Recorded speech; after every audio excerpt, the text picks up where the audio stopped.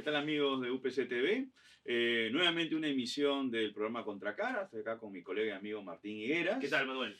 Y hoy tenemos como invitada a Mariana Basso. Mariana es una reconocida fotógrafa peruana y ha sido jefa, ¿no?, de la agencia internacional Reuters. Ha cubierto una diversidad de comisiones, de coberturas periodísticas importantes. Lo de Tarata en el año 92, Por ejemplo, en sus claro. inicios, Sí. ¿no? También el rescate, ¿no?, de los rehenes, la residencia del embajador japonés. Y varias otras cosas, Bueno, lo vamos a ir hablando, y los panamericanos, y Manuel. eventos, claro, y eventos deportivos a Muchos, granel, porque sí. no solamente son los panamericanos. Vamos a hablar de los panamericanos, pero también nos va a contar sus experiencias previas en las Olimpiadas de Sydney, Así Río. Así es. En fin, Mariana, ¿cómo estás? Hola, ¿qué tal? ¿Qué tal, Mariana? Gracias Bienvenida. por la invitación. Fíjate, ¿fotógrafa o fotoperiodista? ¿Cómo te gusta que te llamen o cómo te defines tú mismo? Yo me defino como fotógrafa, ¿no? En Ya. castellano no suena muy bien, en inglés es photojournalist, ¿no? Claro. Pero Ujú. en verdad eres fotógrafo porque finalmente haces de todo con la cámara, ¿no? Claro. Yo mi carrera ha sido en periodismo, sobre todas las cosas, ¿no? De acuerdo. Entonces, Estábamos hablando con Manuel, habíamos buscado más o menos cuál había sido tu recorrido, y sí nos sorprendió que has estudiado historia, es decir, tus inicios académicos no tenían mucho que ver con la fotografía, ¿no? Bueno. ¿Cómo logras pasar de la historia a la Sí. fotografía? Bueno, para mí sí tiene mucho que ver, ¿no? Ujú. Y aparte que todo suma, uno puede estudiar algo y todo lo Sin duda, sumas sin en duda. tu background, ¿no? Pero de alguna manera yo me pasaba investigando el pasado y viendo la acción que sucedía en el pasado, ¿no? Claro. Y me acuerdo que iba al Archivo de la Nación que quedaba en el centro de Lima, y cuando salía me encontraba con marchas, manifestaciones, toda la crisis de los 90, y de repente me di cuenta, o sea, yo no quiero estar ahí en el pasado solamente, yo quiero estar ahí adelante como testigo. El historiador es como un testigo Ujú. de los documentos y con eso reconstruyes la historia, y yo quería estar ahí metida también en el presente reconstruyendo de alguna manera la historia.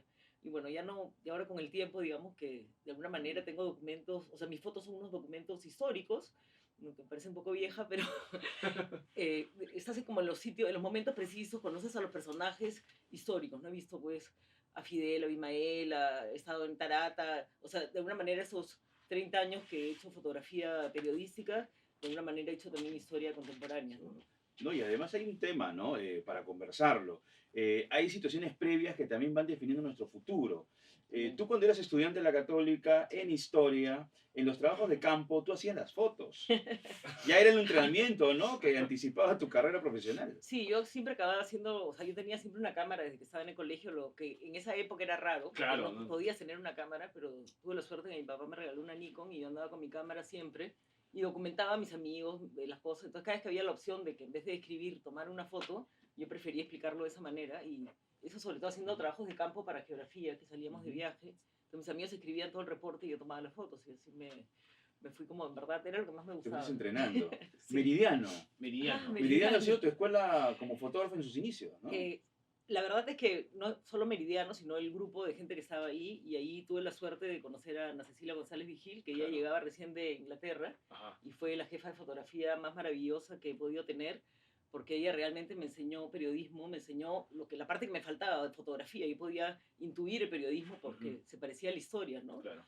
Como te digo, no es tan lejana, es la investigación, entender la realidad social, toda esa parte que era la que me gustaba, pero ella me enseñó a convertir eso en imágenes, y trabajé 2 años o un año y medio en Meridiano, que fueron unos años muy duros porque fue la época de todas las bombas de Tarata, Claro que del sí. golpe militar, todo eso lo hice, y a través de la gente de Meridianos que yo conocí a los de Reuters, ¿no? Por Laura Puerta, que me presentó a la corresponsal de Reuters para que yo vendiera ahí mis primeras fotos. Tú has contado efectivamente que era una época dura, ¿no? Los 90, Sí. atentados, el autogolpe del año 92. Sí. Y claro, siempre hay una discusión de cuál es la responsabilidad, primero del periodista y luego del fotoperiodista, de tratar de, yo no sé si se logra uno alejarse de la tragedia que puede estar viendo a través del lente y tomar las fotografías. Es decir, hay una preparación tal vez también psicológica, ¿no? Porque uno tiene que aguantar cosas duras. Claro, yo creo que con los años uno se va preparando, ¿no? Pero desgraciadamente, o sea, mi principio fue muy duro, porque, pero para toda nuestra generación, Sí, pues, ¿no? es verdad. Empezamos con el 92 encima, y yo empecé tomando o sea, empecé a tomar lo más duro para mí, porque empecé a tomar muchos atentados, bombas, muertos. O sea, yo tengo mi colección de slides de negativos de esa época, y todos los días es una bomba, ¿no? Tremendo. Y finalmente acababa en Tarata, y yo vivía a 2 cuadras de Tarata, y para mí eso me marcó para el resto de mi vida. O sea, yo siento hasta ahora esa sensación de angustia que sentí de miedo, es así como una bola de piedras. Pues lo viviste de una manera muy directa, ¿no? Por Sí. la cercanía. Sí, yo solo corrí con mi cámara atravesando el humo Claro, y claro. la bomba que la sentí muy fuerte. Es interesante. Ustedes los fotógrafos, muchas veces nosotros somos redactores, ¿no? Básicamente, cuando hemos dedicado a prensa escrita. Sí. Y con ustedes hay un tema de cierta temeridad frente a episodios de riesgo. De pronto el redactor se puede, a ver, controlar un poco y no ir de manera tan Claro. rápida, un poco más cauteloso, Claro. pero el fotógrafo va, no Sí. digo sin pensar, pero sí de una manera mucho más determinante. No tiene tanto Aún- tiempo, ¿no? Es que no. ahí lo puedes explicar clarísimo, ¿no? Ahí todo el mundo corría el arco para un lado y yo corría para el otro. ¿No? Sí, Ahí lo claro. puedes tener claro cómo funciona. Y de repente eso porque también era más chica y era lo primero que vi y era en mi casa, o sea, yo pasaba por esa esquina para ir a comprar, eso te impacta mucho más, ¿no? Ujú. Pasados los años he tenido que cubrir cosas muy duras como terremotos, crisis políticas o cosas, situaciones que las que tienes miedo, estás ahí, pero vas superando, tomando una distancia. No sé si siempre tomas una distancia y tampoco es bueno tomarla, ¿no? Ujú. Bueno, ustedes como periodistas Ujú. lo saben, no puedes no tomar, o Es sea, imposible, claro. en el momento que trabajas estás trabajando, pero después te viene después, ¿no? Por Claro. suerte, o sea, unos días después y no hay que perder eso porque no hay que perder la sensibilidad, ¿no? Ahora, A el lo que temor, tomas. ¿existe el temor en el momento que ocurre una eventualidad como una bomba? Yo creo que más que temor, lo que vas aprendiendo es, aparte que nos entrenaban, en ese momento no, pero después recibió mucho entrenamiento para estar en zonas de peligro, ¿no? Entonces también había responsabilidad de la agencia de si te ponen en un sitio de peligro, te dan un entrenamiento, ¿no? Entonces vas entrenándote y preparándote también y con la experiencia también vas cuidando porque el mensaje siempre es, y para todos por igual, que no hay foto que valga la vida, ¿no? Sí. Eso no hay duda. Ahora, más allá de estos eventos, Sí. hechos, noticias trágicos como el autogolpe, en fin, el atentado de Tarata, por supuesto, Sí. la parte, no sé si más colorida o más alegre es la cobertura de eventos deportivos, ¿no? Tú acabas de cubrir también los Panamericanos aquí en Lima, hemos visto fotos, de hecho, estaba buscando, Manuel, y la página de la selección de waterpolo de Estados Unidos ha colgado fotos tuyas, ¿verdad? ¿Cuál es la diferencia en cuanto a tu trabajo, digamos, de minuto a minuto entre un evento Claro. tan trágico como un atentado y eventos deportivos? Claro, el evento deportivo es como donde realmente nosotros disfrutamos, ¿no? Ujú. Aparte que es un intercambio de colegas, de aprendizaje, de ver chicos que hacen cosas nuevas, todo ese intercambio y ese conocimiento que lo sacas de esos grandes eventos, disfrutas de eso. Claro. Pero me acuerdo, por ejemplo, las primeras Olimpiadas que fui en el 2000, Sydney. en Sydney, fui y venía también de una época acá más dura, ¿no? Claro. Ujú. Entonces llegar ahí a las Olimpiadas me parecía lindo, pero a los 10 días ya me parecía frívolo, me agotaba, ya no entendía tanta emoción por una medalla y decía, ¿por qué lloran por una medalla? Pues mis fotos son de gente llorando por una bomba, un terremoto. Claro, Me, ¿verdad? me chocaba un poco, pero luego también le encuentras el gusto, ¿no? El deporte. O sea, mi hijo hace deporte también, es arquero. Entonces me doy cuenta del esfuerzo, el entrenamiento que tiene que hacer un chico para llegar y realmente la emoción. Es de el las medallas. sentimiento del deber cumplido, además, ¿no? Por eso la emoción de los Sí. deportistas. Ahora, yo le preguntaba a Martín, oye Martín, fíjate, vamos a entrevistar a Mariana Basso. Ella tiene pues Sydney, tiene Río, Rusia. Rusia. ¿Cómo se prepara un fotógrafo para Sí. poder cubrir una diversidad de disciplinas deportivas? Claro. ¿O es que conoce todas esas disciplinas? No No. sé. Claro, nosotros por nuestra experiencia conocemos más fútbol, ¿no? Ujú. Pero para prepararte, primero investigas con fotos de otras personas. Bueno, antes sobre todo investigabas con fotos, hablabas con los colegas, cuando llegas también. O sea, cuando yo estaba en Sydney me mandan a pentatlón moderno, o sea, no sabía ni siquiera qué era. Ahora Claro. hay más contacto, Ujú. transmite las Olimpiadas, tienes más ideas, ¿no? Porque hay un tema de ubicación, ¿no? Una cosa Claro. es saber dónde tienes que parar una cancha de Ajá, fútbol para tener claro. una buena toma y un buen ángulo. Y otra cosa es waterpolo, y Claro, después claro. será pelota vasca, y en Exacto. fin. No, en Pero- fútbol están casi todos detrás del arco. Claro, ¿O esa no? es No la sé. parte del córner. Por ahí hay diferentes posiciones, Claro. ¿no? En un mundial también tienes una posición en el medio, arriba. También es un equipo que trabaja y con el equipo te va diciendo, puedes ir a tal punto o a tal otro, y desde donde tú estás es el reto, y ahí es de fotógrafa igual, o fotógrafo, y en ese momento tú tienes que solucionar. Hay mucha investigación también Ujú. de los deportes que tienes que cubrir, tienes que más o menos anticiparte a saber las reglas, tener una idea, Claro, qué pasa, claro. porque si no, no vas a poder ubicar. Ahora, con cuánto Reuters dura.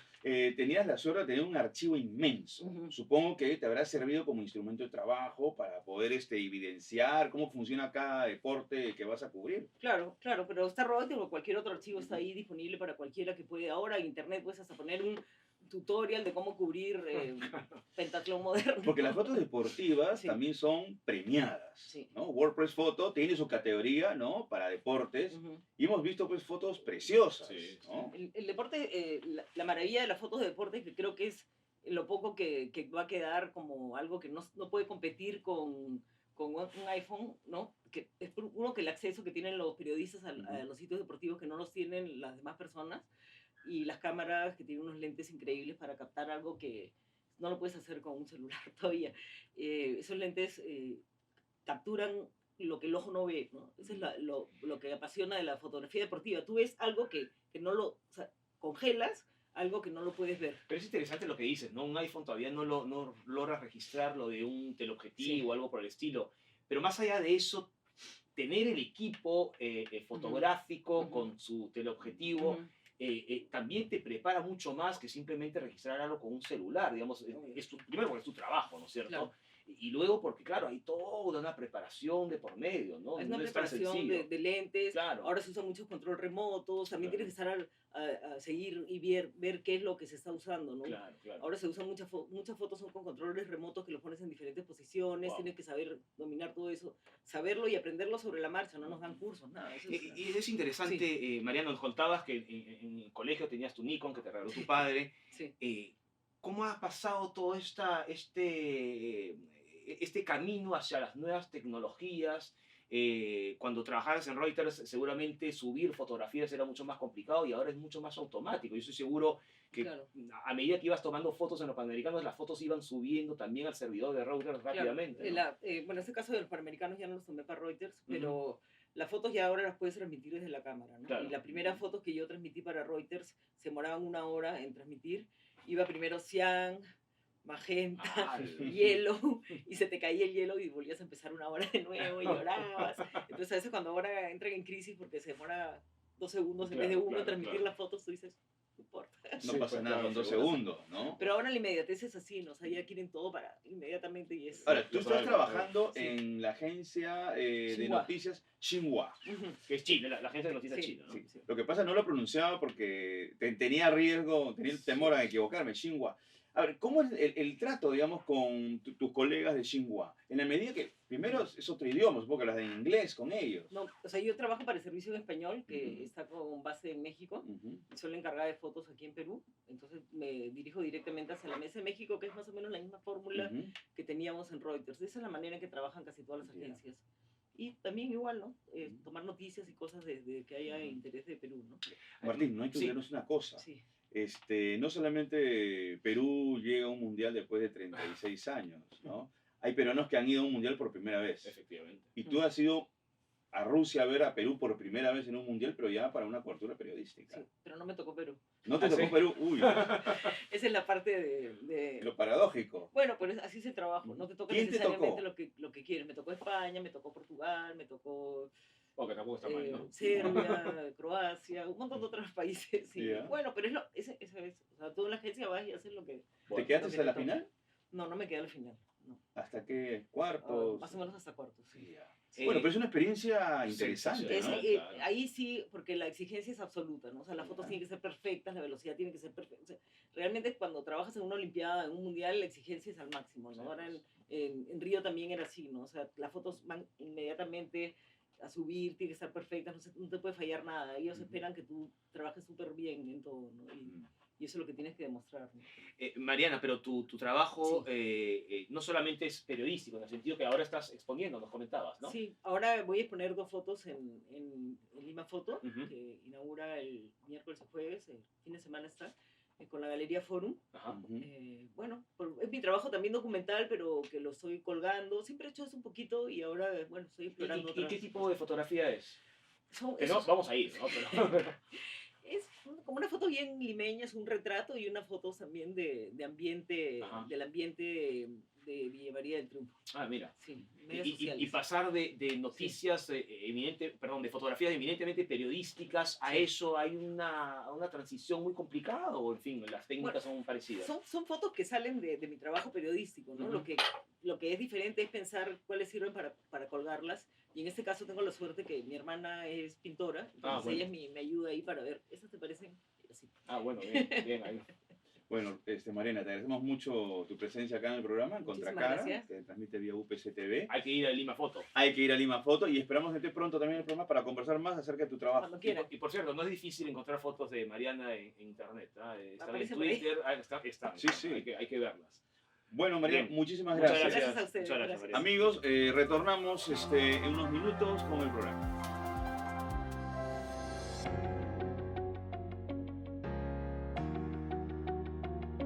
Esta es la quinta edición que tenemos del programa Listos para el Éxito y este año tenemos muchas novedades.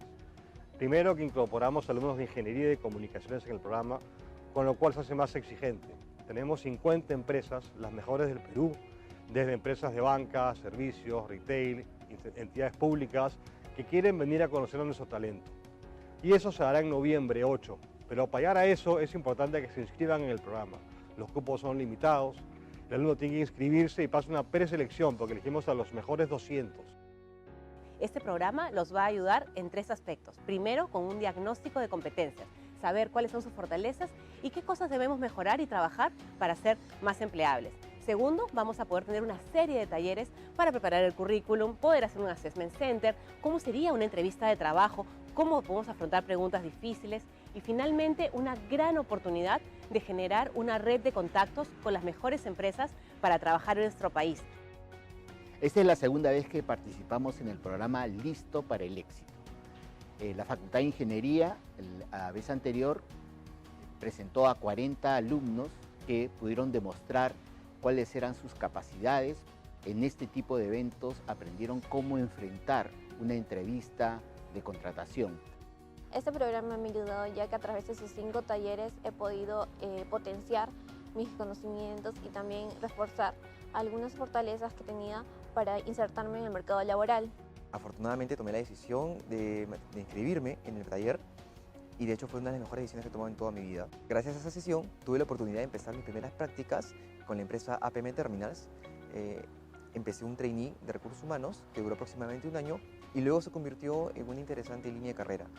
Posteriormente ya participé en el programa, pero desde el otro lado de la mesa, como empleador con la empresa Viño Cucaje.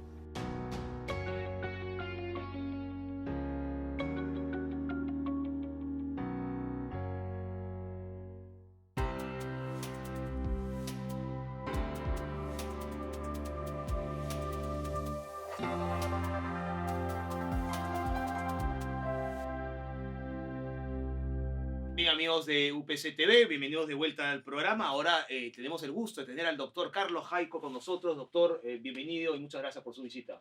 Muchas gracias por la invitación, Martín, Manuel. Contento de estar aquí con ustedes. Bueno, tenemos que hablar de algo que en principio no es muy agradable, creo, que es la situación política, la coyuntura política de nuestro país, que se ha caracterizado en las últimas semanas en este enfrentamiento entre ejecutivo y legislativo. Y mi pregunta va a ser muy clara. Con la elección de Pedro Olaechea como presidente del Congreso y vistas las últimas declaraciones, parece ser que la relación no va a mejorar mucho en los próximos días. Precisamente, la locución que hizo el presidente del Congreso no ha sido de las más afortunadas, diría Sí, yo, porque eso de decirle al presidente que gobierne, que no tenga miedo de gobernar, es una manera pues de prácticamente decirle que no está haciendo su trabajo o que de cierta manera es cobarde al momento de tomar decisiones.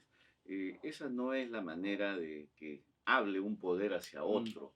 Me parece que aquí estamos yendo a un escenario bis de lo que ya hemos vivido durante estos 3 años. Evidentemente con alguien diferente a la bancada fujimorista, pero que en sí sus afinidades con el fujimorismo son bastante claras, ¿no? Fue lo más inteligente tener a alguien como Olaechea como presidente porque al señor Olaechea, primero que efectivamente es muy cercano a la bancada de Fuerza Popular, por lo menos ideológicamente, y luego es un empresario.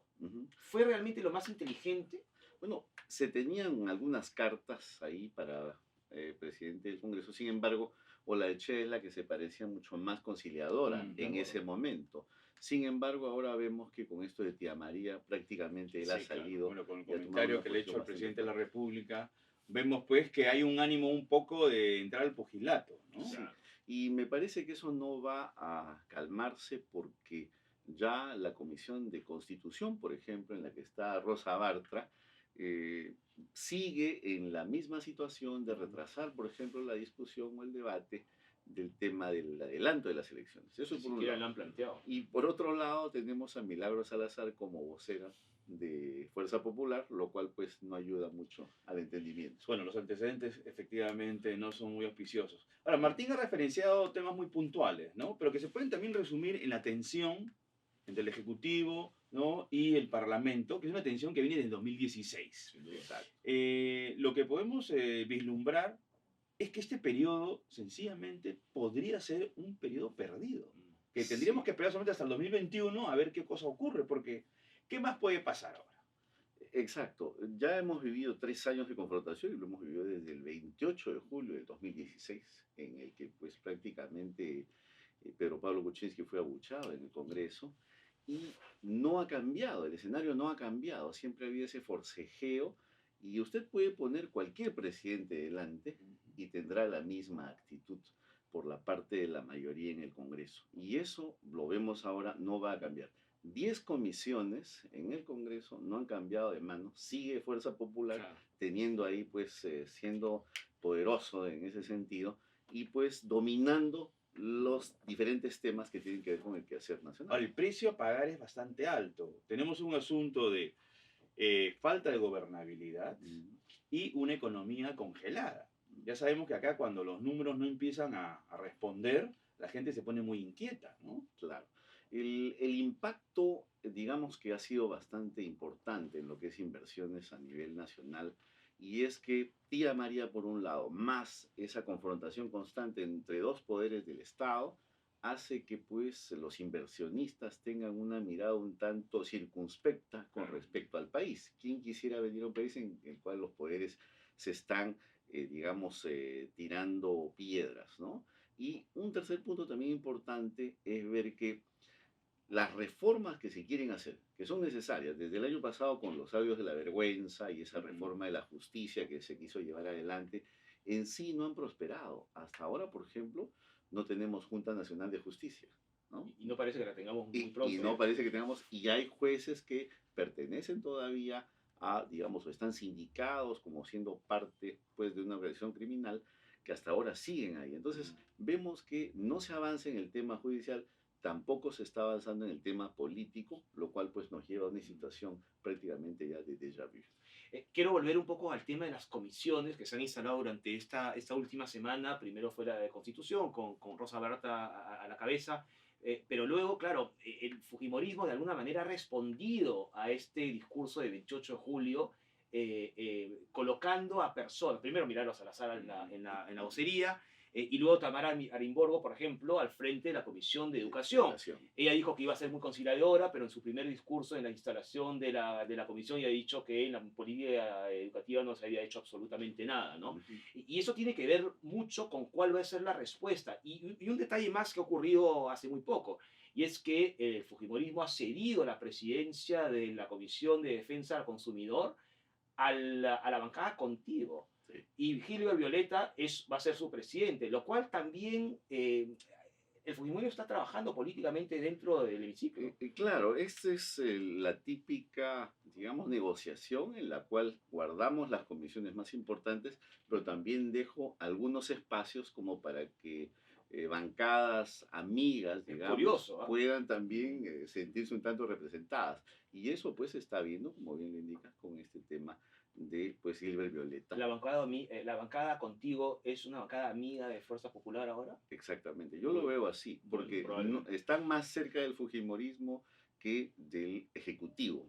Todos se han pues prácticamente alejado del señor Vizcarra. Bueno, hablando de los alejamientos del presidente, pero no por el cambio, nació con una propuesta y ahora sencillamente es un grupo totalmente descompuesto. Sí, ya prácticamente son... La vicepresidenta de la República se ha distanciado. Sí.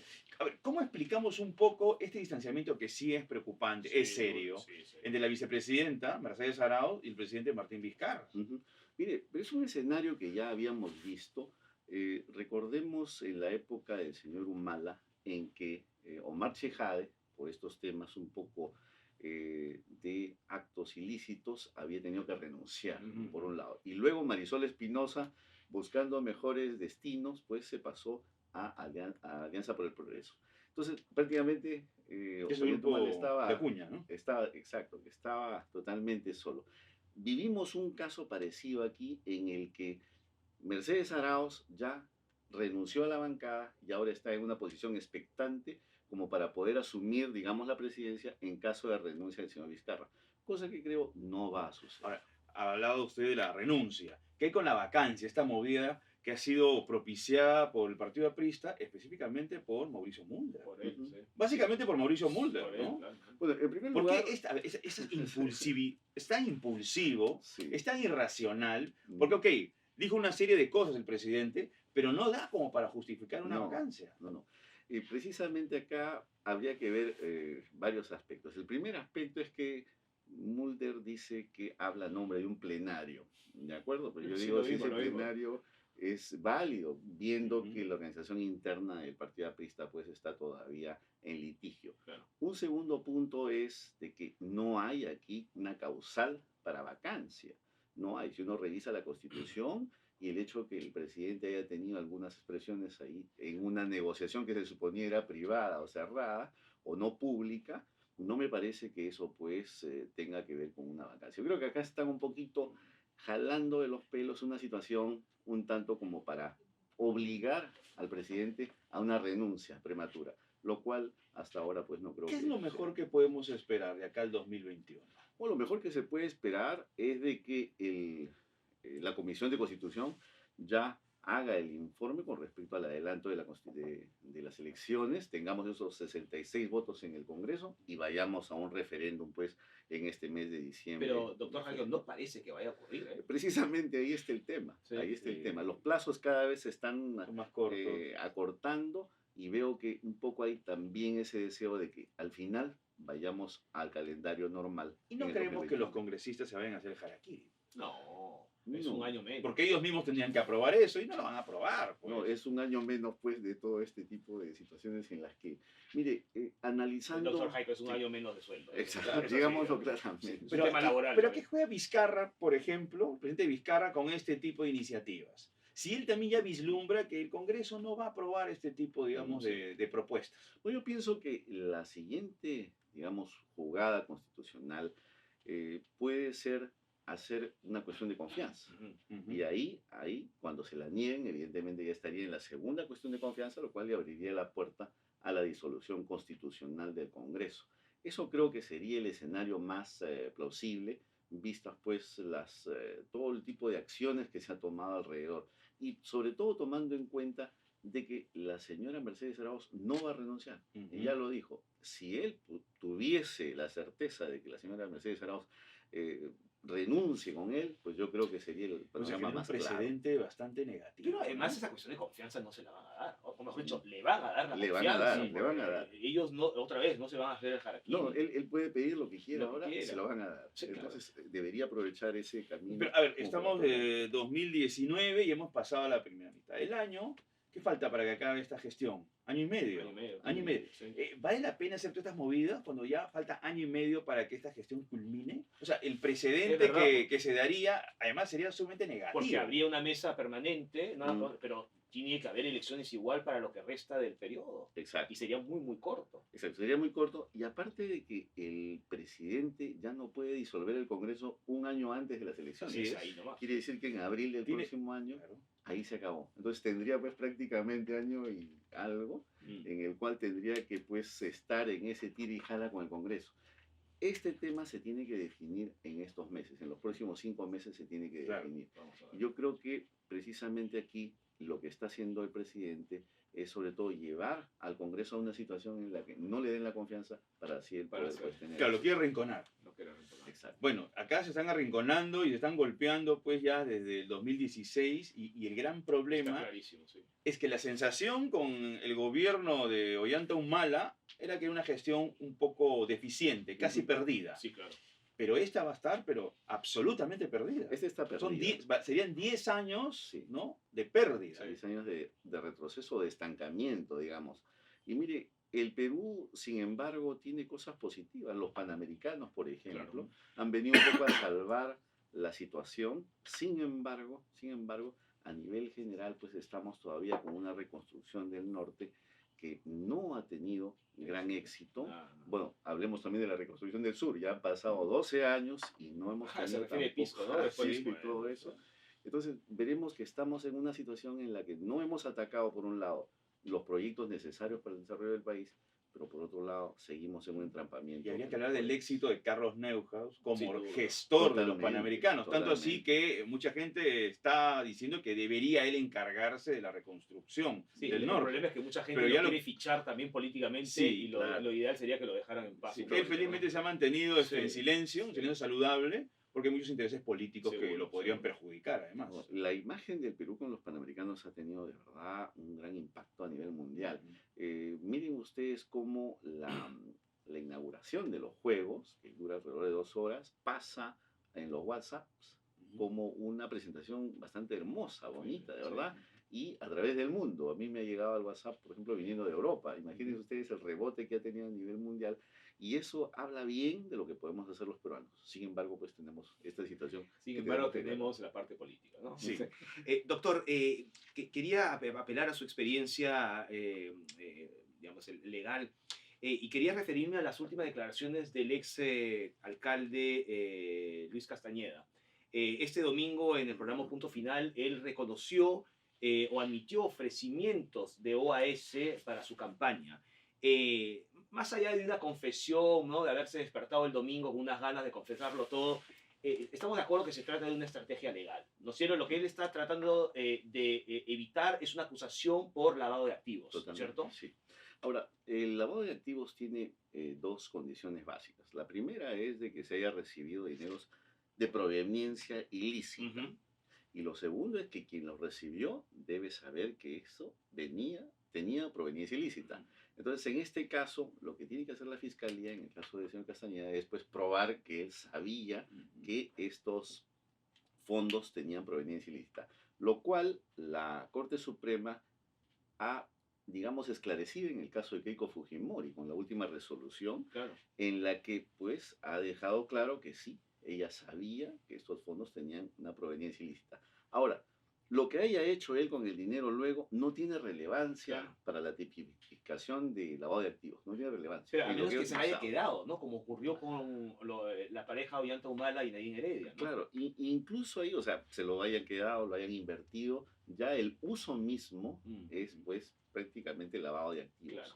Ahora, y en ese caso, en el caso del señor Castañeda, evidentemente le está diciendo que ha sido un aporte de campaña, Claro. lo cual trata a partir de ahí de decir que no tengo nada que ver con el tema del lavado de activos, ni se ha utilizado en otro caso que me haya O sea, favorecido. había una sanción administrativa. Exacto. ¿Por qué la defensa de Keiko no pensó en algo parecido? ¿No? Parece mentira, ¿no? Es que pienso que los montos han sido ya más considerables Bien, y ujú. luego también ha habido toda una operación de pitufeo, lo cual ha hecho pues... de que Ahora, el ese es un criterio cubrimiento. del origen del dinero, por ejemplo, va a definir en fin, una ejecución, ¿no? Judicial. Sí. Por ejemplo, en el caso de Odebrecht, cuando se comprueba que los dineros provenían de la caja 2, se asume que la persona que recepcionó ese dinero debería haber sabido, Ujú. ¿no? Creo que es un criterio que ahora está imperando. Es un criterio que todas las fiscalías deben probar Ujú. para elevar su acusación. La persona tiene que haber sabido que eso tenía un origen ilegal. Desde el momento en que ellos no lo saben o presumen que tiene un origen legal, pues simplemente no hay lavado de activos. Sin embargo, en estos casos, desde el momento en que, por ejemplo, se procede al ocultamiento Ujú. o al pitufeo, ya es una prueba de que evidentemente se quiere pues ocultar el Seguro. origen de estos fondos. Una última pregunta. Justamente el caso Odebrecht.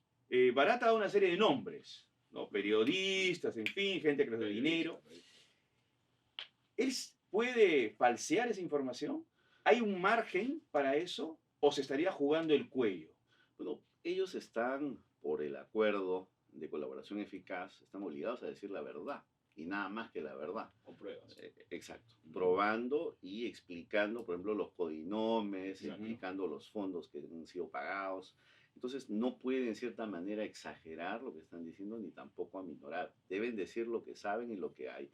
Y en esto, creo yo, los fiscales de la Comisión Lava Jato están pues haciendo lo necesario para, a través de la documentación que hay con MyWave y Drowsys, pues sacar la información y sobre eso contrastar con lo que ellos están Si diciendo. no me equivoco, él puede dar como 70 nombres. Es la posibilidad. Es la que tiene. posibilidad, porque todavía hay otros codinomes que Todavía falta, tienen que todavía falta. ser desvelados. Bueno, tenemos mucho tema por delante, ¿verdad? Doctor Carlos Jaico, muchas gracias por su visita a UPC-TV. Muy Muchas amable. gracias, Martín. Muchas gracias, Juan. Muchas gracias. Muchas gracias. Bien, amigos, hacemos una pausa y volvemos en unos minutos.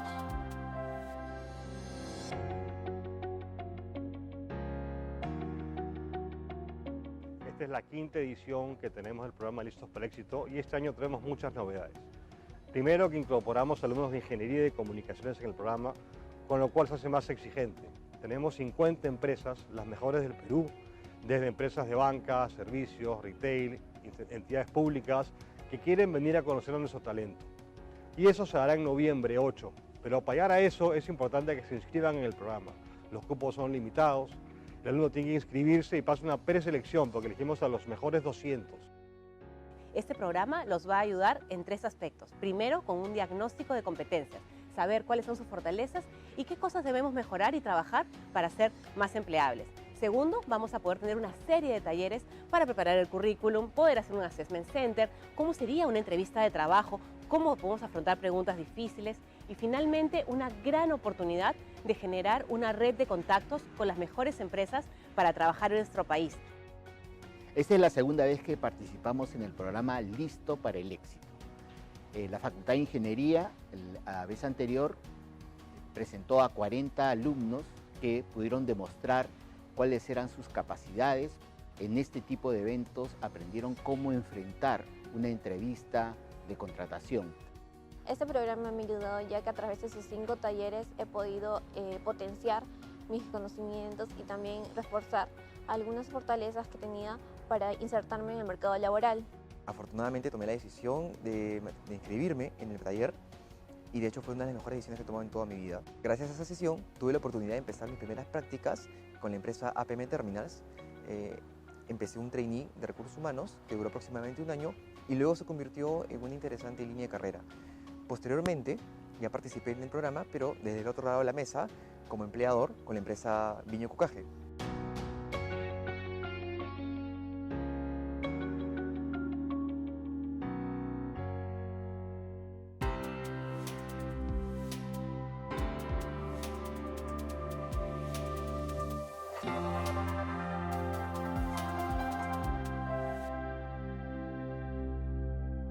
Bien, amigos de UPC TV, retornamos con Contracara. Martín, bueno, la conversación con Mariana Basso, interesante, ¿no? Sí, su recorrido, ¿qué tal vida, no? su consistencia profesional. Así es. Ha visto el fotoperiodismo desde muchos ángulos, ¿no? Desde eventos trágicos, ¿no? Duros como los atentados en el Perú, ¿no es cierto? Sí. Tarata, etcétera.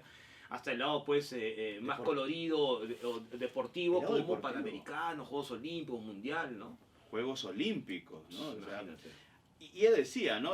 Se preparan, pues, Claro. para poder tener una cobertura periodística importante. En su caso, con la fotografía. Tiene que averiguar, pues, el funcionamiento de los distintos deportes que va a cubrir. Y no solamente Sino eso, cómo se ubica. la fotografía tiene que ser perfecta, la velocidad, el ángulo, todo, ¿no? Y ella lo comentaba, las exigencias de una enorme agencia como es Reuters, y esa fotografía tiene que ser perfecta, sin duda, ¿no? Bueno, luego la conversación con el doctor Carlos Jaico, Sí. que nos deja ciertas preocupaciones, ¿no? Porque las Sí. señales que hay en el contexto político no son tan positivas.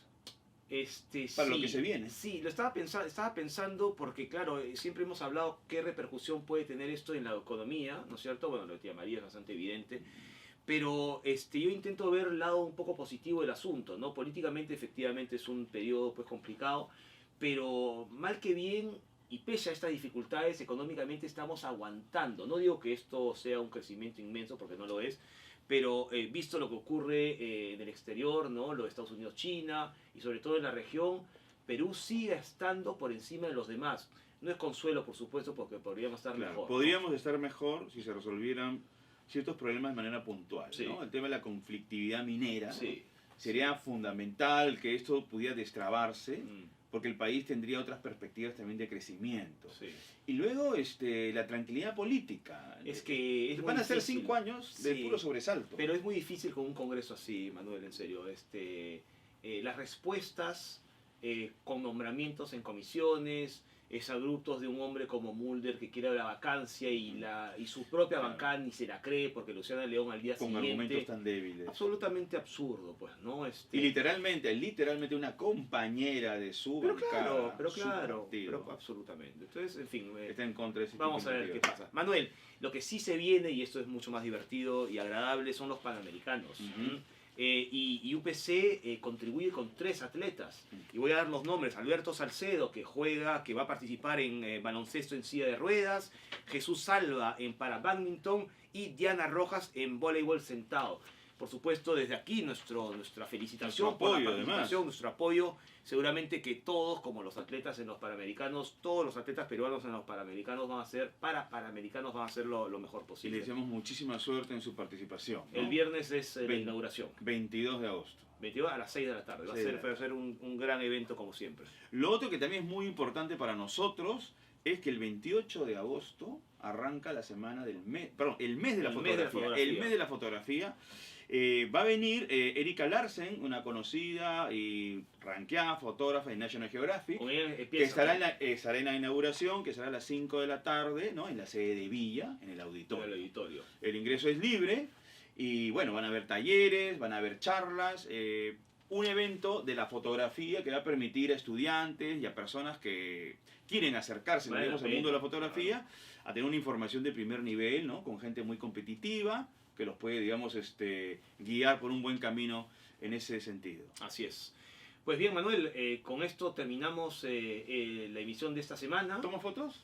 Eh, ¿Llegaste a tomar con fotos? el celular. No, pero me divertí mucho tomando fotos en la universidad y además revelando en laboratorio. Sí. Lo disfruté mucho. El revelado, pues, Sí, es sí. nostálgico, ¿no? Sí, y es un momento, a ver, íntimo con algo que has hecho, ¿no es cierto? Y literalmente de revelación, porque en el Sí, papel no hay nada y luego, ¿no? Efectivamente. Surge la imagen. Es un momento mágico, ¿no? Y desafortunadamente ya no se practica mucho eso, ¿no?